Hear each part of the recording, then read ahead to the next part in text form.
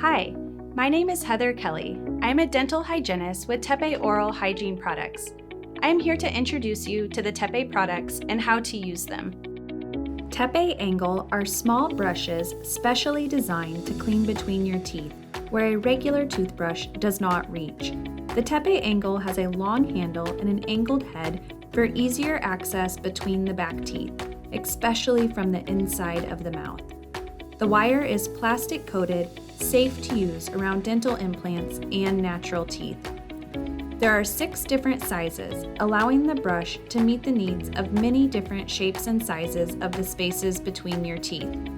Some examples of where to use an interdental brush could include between 2 natural teeth, around orthodontic appliances, under bridges, next to implants, and much more. Use your TePe Angle interdental brush once a day, preferably in the evening. When using the interdental brushes, first you need to choose the right size. There are 6 sizes, so either your dental professional can help, or you can find your most suitable size yourself using a variety pack, which comes with 6 sizes. Often you need more than one brush size because the spaces between your teeth differ throughout your mouth. There should be some resistance with the bristles when inserting the brush, but the wire should not touch the sides of the teeth.